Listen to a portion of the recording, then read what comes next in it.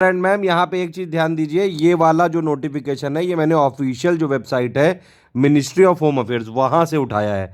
सारी चीज़ें आप एक बार जरूर ऑफिशियल नोटिफिकेशन से पढ़ लीजिएगा। मेन मेन बातें मैं आपको बता दे रहा हूँ। मेन मेन बातें ये हैं कि इसमें 2000 पोस्ट निकली हैं। ठीक है, टीयर 1 में कितने लोग सिलेक्ट होंगे? 20,000 लोग।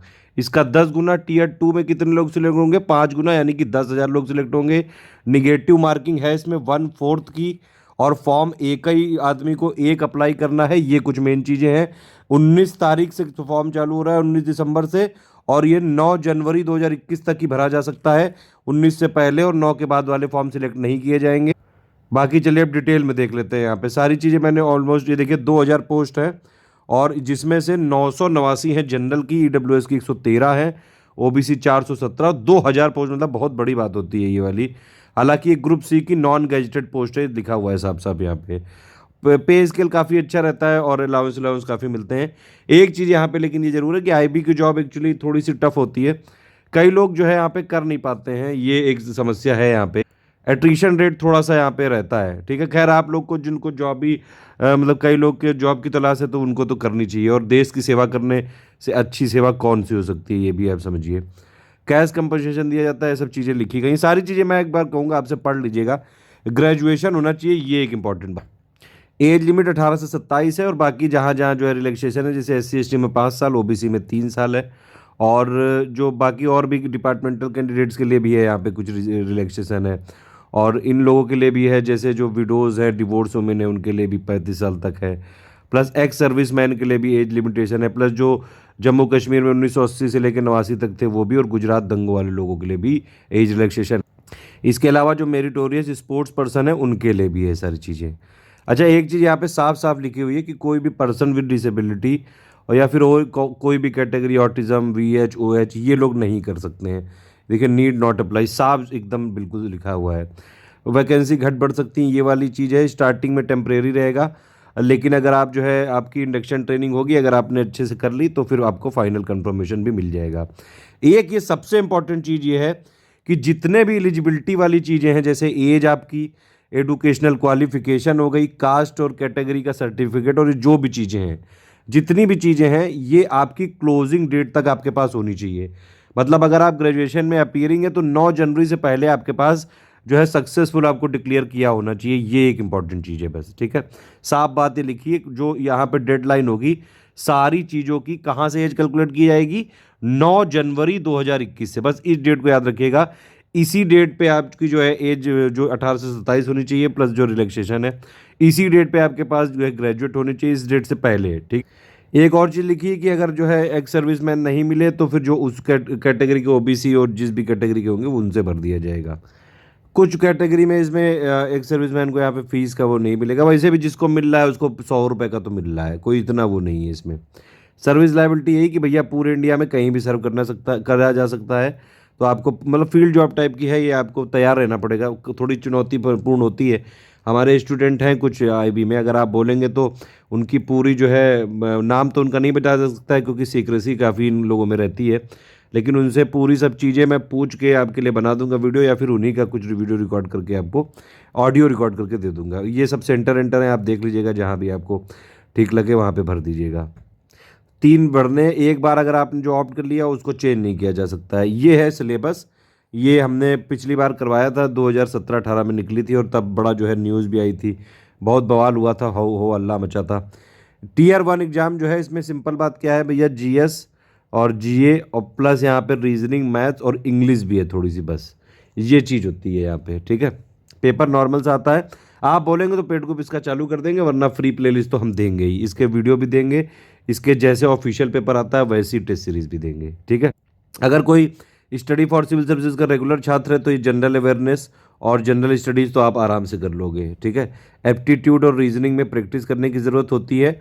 इंग्लिश वाला भी हम EPFO के लिए भी करा रहे हैं तो इसके लिए भी यहाँ पे करेंगे। ठीक है, 3 टीयर का होगा। पहले टीयर 1 होगा, ठीक है, इसमें मैंने बताया आपको 20,000 लोग सिलेक्ट होंगे। फिर टीयर 2 होगा, इसमें 10,000 लोग सिलेक्ट होंगे। फिर टीयर 3 होगा। तीनों को मिला के फिर जो है यहाँ पे रैंकिंग करी जाएगी। तो ये एक इंपॉर्टेंट चीज़ ध्यान रखिएगा। और इसमें देखिए टीयर 2 होगा, एक 50 नंबर का पेपर होगा, और इसमें 1 घंटे का होगा, आपको ऐसे लिखना पड़ेगा 30 नंबर का, और कॉम्प्रिहेंशन और प्रेस राइटिंग होगा। ठीक है, फिर टियर 3 में इंटरव्यू होगा। कुछ कुछ यहाँ पे चीज़ें हैं, निगेटिव मार्किंग साफ साफ लिखा है, 1/4 है, ध्यान रखिएगा। और यहाँ पे देखिए टियर 1 में भी ऐसा भी है कि भैया एक मिनिमम क्वालिफाइंग कट ऑफ भी है। अगर जनरल के हैं तो 35 से ऊपर होने चाहिए, कट ऑफ जो बनेगा वो बात अलग है, ये तो क्वालिफाइंग है। ओबीसी और ईडब्ल्यूएस के लिए 34 है, एससी एसटी के लिए 33 है। ठीक है, ईडब्ल्यू जो एक्स सर्विस मैन आएंगे उनकी जो कैटेगरी होगी, जिस भी मतलब जनरल जो भी होंगे उसके में उसमें कंसिडर किए जाएंगे। फिर यहाँ पे देखिए क्या लिखा हुआ है, टियर 2 में कितने लोग सिलेक्ट होंगे, 10 टाइम वैकेंसी का, यानी कि टियर 1 में जितने भी लोग भरे हैं उसमें से सिर्फ 20,000 लोग जाएंगे यहाँ पे टियर 2 देने। ठीक है, और फिर उसके बाद क्या है कि आपका कंबाइंड परफॉर्मेंस चेक किया जाएगा टियर 1 और 2 में। फिर आपको बुलाया जाएगा टियर 3 यानी कि इंटरव्यू के लिए। तो टियर 1 हो गया आपका 100 नंबर का। ठीक है, इससे कितने लोग हुए, 20,000 लोग सिलेक्ट हुए। फिर आपका टियर 2 हो गया 50 नंबर का। फिर आपके जो है टोटल यहाँ पे इसमें भी टियर 2 में भी आपको 33% नंबर लाने हैं, और टियर 1 में भी है। फिर इन दोनों को मिला के शॉर्ट लिस्ट किया जाएगा टियर 3 के लिए। टियर 3 के लिए कितने लोग शॉर्ट लिस्ट होंगे, 10,000 लोग। 20,000 में से 10,000 हटा दिए जाएंगे, 10,000 लोगों का इंटरव्यू लिया जाएगा। फिर फाइनली जो यहाँ पे वो होगा, और फाइनल रैंकिंग के लिए क्या होगा, टियर 1 2 3 तीनों का कंबाइंड परफॉर्मेंस के हिसाब से यहाँ पे शॉर्टलिस्ट किया जाएगा। ठीक है, ये चीज़ ध्यान रखिएगा यहाँ पे। और बाकी ये सब चीज़ें जो है टाइम टाइम पे बताती जाती रहेंगी।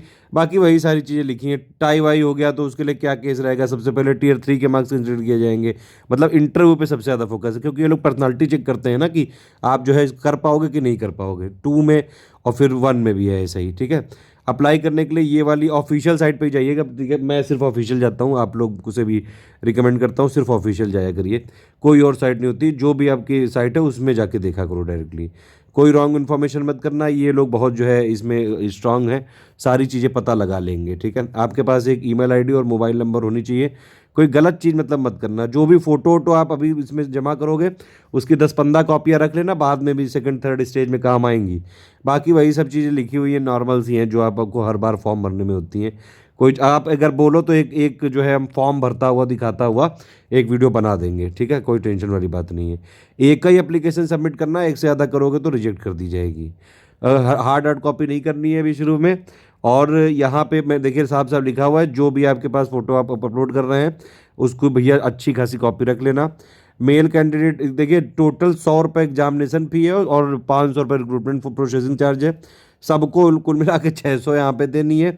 SC ST को 500 देनी है, और एक्स सर्विसमैन को भी, उसमें भी एक्स सर्विसमैन में जिन्होंने पहले ये सब ले रखा है रिजर्वेशन और ये सब, उनको फीस में रिलैक्सेशन नहीं मिलेगा। ठीक है, ऑनलाइन ऑफलाइन मोड ये सब चीज़ें लिखी हुई हैं कैसे आप कर सकते हैं। आजकल तो ऑनलाइन का ज़माना है, UPI सब चीज़ों को एक्सेप्ट कर रहे हैं। एक बार फीस दे दी गई, कुछ नहीं फिर हो सकता है। वैसे भी फीस इसकी मतलब अगर देखा जाए तो ठीक है, ये 600 रुपये। क्लोजिंग डेट 9 जनवरी है इसमें। ठीक है, सारी चीज़ों की जो है आपको क्लोजिंग डेट से पहले करनी है, ये देखो साफ साफ लिखा हुआ है। ठीक है, कास्ट सर्टिफिकेट जो एक्सेप्ट होंगे गवर्नमेंट इंस्ट्रक्शन के हिसाब से होंगे। बाकी आप देख लीजिए एक बार सारी चीज़ें। देखिए इसमें एक चीज़ और लिखी हुई है, अगर मान लीजिए आप देखिए 9 जनवरी 2021 तक आप कम से कम पास होने चाहिए ग्रेजुएशन। डिग्री ना मिली हो तो कोई दिक्कत नहीं है। इसमें देखिए लिखा हुआ है अगर नहीं भी मिली तब भी आपको एक प्रूफ देना पड़ेगा कि भैया आपने एसेंशियल क्वालिफिकेशन है आपके पास, आप हो ग्रेजुएट। ठीक है, और ये चीज़ जो है आपको मतलब जब भी टियर 3 की जो डेट दी जाएगी उससे पहले आपको बता देना होगा। ठीक है, तो ये वाली चीज़ है। कोई और अगर डाउट हो तो पूछ लीजिएगा प्लीज़, यहाँ पे ज़रूर लिख के। वैसे मैं आपसे रिकमेंड करूँगा कि एक बार आप पढ़ लीजिए। ठीक है, जो भी यहाँ पे कैटेगरी एक बार लिख दी गई वो बदली नहीं जाएगी, साफ बात समझ लीजिए ये वाली। और यहाँ पे जो भी आप कैटेगरी ले रहे हैं एक बार देख लेना, कोई फर्जी में मत भरना। OBC वाले में इंश्योर कर लेना कि जो OBC आपका है सेंट्रल गवर्नमेंट के नोटिफिकेशन के हिसाब से होना चाहिए। ठीक है, ये सारी चीज़ें यहाँ पे हैं, बाकी नॉर्मल सी है सारी चीज़ें। कोई और आपको जो है इन्फॉर्मेशन चाहिए हो तो यहाँ पे ये इनकी वेबसाइट है, यहाँ से जाके आप पता कर सकते हैं इन्फॉर्मेशन। और बाकी आप ये सब जो है एक बार देख लीजिएगा, कुछ कुछ सर्टिफिकेट के फॉर्मेट दिए हैं वो सब सारी चीज़ें हैं। ठीक है, कोई और कन्फ्यूजन हो तो बताइएगा, मतलब वरना आप एक बार इसको नोटिफिकेशन को पढ़ के ही जाइएगा। सारी चीज़ें ऑलमोस्ट मैंने बता दी जो ज़रूरी थी। ठीक है, बाकी फॉर्म फिलिंग और वो सब चीज़ें हैं। ठीक है, तो ये इसी तरह ख़त्म हो गया। कोई और डाउट हो तो बताइए।